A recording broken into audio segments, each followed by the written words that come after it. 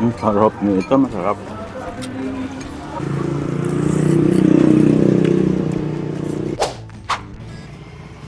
Good morning guys, may nirecommend sa akin si Mami na gotohan na recently natikman nila nang magpunta sila dito sa Bulihan. Actually matagal ko nang nakikita ito and interesting talaga yung kainan na ito dahil nasa gilid siya ng parang fish pond. Kaya yung vibes talaga ng Mamihan at gotohan na ito ay ang sarap mag food trip. Tapos kawa-kawayan yung pinaka-wall niya. Probinsya vibes talaga. 8 AM ngayon and kung makikita nyo ay halos paubos na yung lugaw nila. Pero meron pa naman daw susunod na kaldero.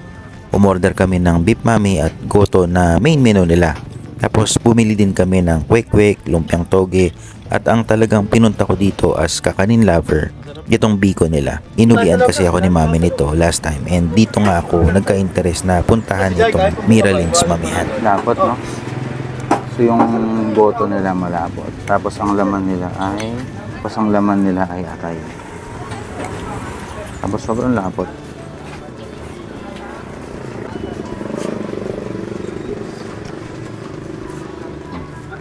Harap, ngasa.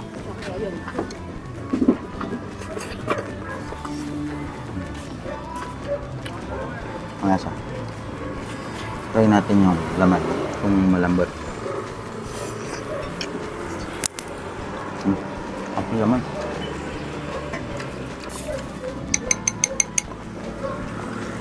Okay sa atin tong goto nila. Malasa. Try natin ng Mami.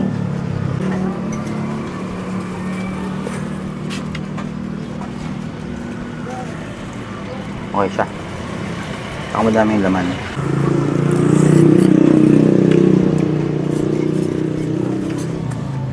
Meron siyang mga taba.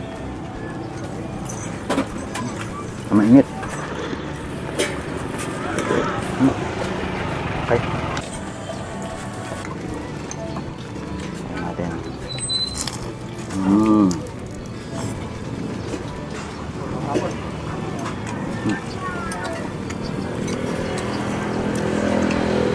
Okay din ako.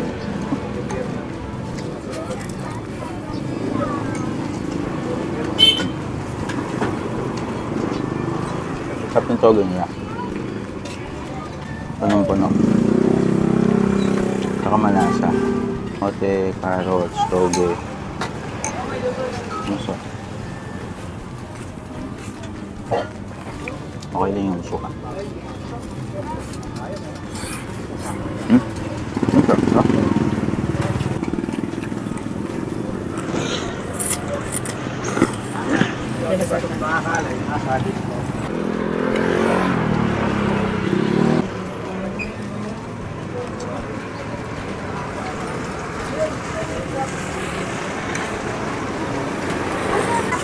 Ah.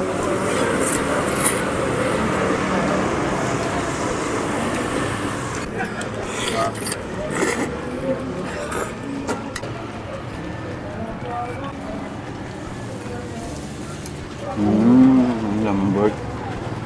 No? Ang firm, no? Ang firm ng puto nila. Tapos may itlog na maalat tsaka cheese sa ibabaw.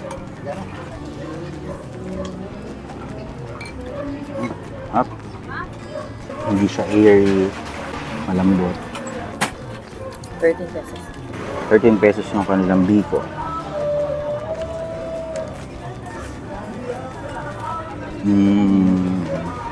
Sarap nyo. Ito masarap. Ito masarap. Yung bigas niya malambot. Itong luto. Tapos yung tamis niya hindi ganun, hindi sobrang tamis. Tapos yung pinakalatik, saka yung nyug. Kapag ito 13 pesos. Sulit na sa 13 pesos. Kung nais niyong puntahan ng Miralins Mamihan, sila ay nasa De Agosto Street, Bulihan, 6 AM to 7 PM. Madali nyo sila makikilala dahil nga sila ay nasa tabi ng fish pond. Salamat sa panonood!